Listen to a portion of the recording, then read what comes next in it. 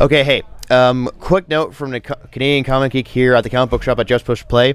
There are, when I mentioned about like the whole everyone what comic to start at, most people I've talked to like to start at issue 1. So I'm gonna mention a few series that's gonna come within a few weeks to a few months that comics you might be interested in. There is gonna be a link at the bottom of this video, so you can. So I actually have a list of comics I've mentioned or haven't mentioned that you might be interested in, with pictures and a small description.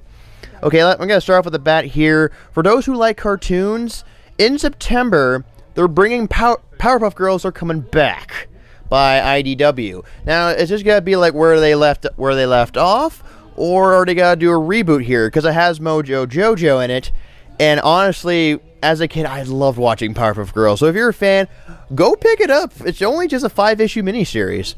All right, here's something that's got to come out actually next week, surprisingly. The Superior Foes of Spider-Man. Man, that is a mouthful. Where basically, it's not about Peter Parker or Doc Ock as Peter Parker. It's actually, well, the villains. I know most villain comics seem like a bad idea, but I actually like this because these are like the C-list villains that, like, we formed the Sinister Six. And yes, I know there's only 5 of us. But yeah, I'd recommend reading to see how villains have to take it, who have like Peter Parker's choice of lifestyles. Like, crap, I need to make rent for next week. I gotta go rob a bank. Okay. Also coming this July, from New 52's Trinity of Sin, Pandora, where basically this is DC's version of the girl who unleashed all the evils in the world, and basically now, who's still alive, weirdly enough, is basically trying to like free her from her crimes and also entrap all the evils. Who are these evils? The 7 deadly sins of man. And I've looked at the drawings and they are awesome, although lust confuses me, weirdly enough, because it's a man in a straitjacket. It's weird. Other than that, I'm intrigued to read this because she's the one who she's the comic book character who rebooted the DC universe. Thanks, Pandora, but I like to see how it goes. Alright, coming in September, and this is for like for zombies, mind you. It's called like this, like Dynamite presents The Mocking Dead, where basically it's it's basically like zombie apocalypse. But the one guy notices it's going like this terrible zombie film he saw a week ago, so he actually has an idea how to stop it. And I love the fact that all the zombies look like they have grins.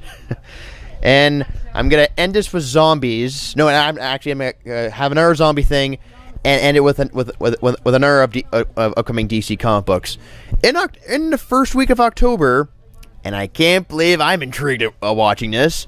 The new horror zombie comic, Afterlife with Archie. Now, before you start clicking away, it actually sounds more intriguing than it is. It's basically a zombie apocalypse at Riverdale, which my dad actually mentions it sounds very familiar and that he's probably already seen it when he was my age. So, wow. No, but like, long story short, and this is what I had to gather from the internet here, it starts off with this. Reggie ran over Jughead's dog, Hot Dog. And, well, Jughead has letting go issues because he can't bear the fact that, well, Hot Dog's dead. Stupid Reggie. and he gets Sabrina the Teenage Witch, yeah, I know, weirdly enough, to bring Hot Dog back to life.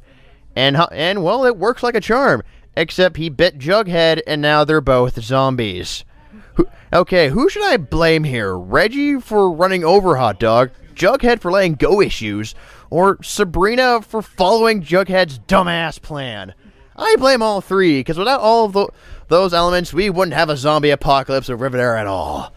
But I recommend reading this because, well, even just from hearing about it, this seems intriguing. Also for fans who love zombies and who don't like Archie and want certain Archie characters to be eaten. Alright, and before I sign off, DC Comics announces, this is also in October, Justice League 3000. And if you want to know what the heck they are, that's the team/comic that replaces Legion of Superheroes in the 31st century. So far, we have the 5 team members who are basically who you're thinking of: Superman, Batman, Wonder Woman, Flash, and Green Lanterns. And oddly enough, their costumes look a bit dark, and it looks like a mixture. Like, you can actually see elements of the other versions of these characters, like if you've seen them before. Like, some people say, like, oh, I hate Superman's hair, or why does Batman's symbol is like fat and red, or something like that. Some of the costumes look intriguing. My personal favorite, Green Lantern, because, well, he looks frighteningly awesome with Green Lantern armor, but he has a cape and hood like the Spectre, so it looks badass. I'm just, like, and also, why you should be reading this? The guys who are making this are the same 3 guys who made Justice League International back in the 80s. You know, the Justice League comic book that everybody liked back then. But you don't need to know about any of the Justice League, because apparently this is going to be its own series where it's like its own universe. So you can easily start off the bat without knowing who any of the characters are, or were, or where they're from. Other than that, this is the Canadian Comic Geek signing off, and check them out when they do come out.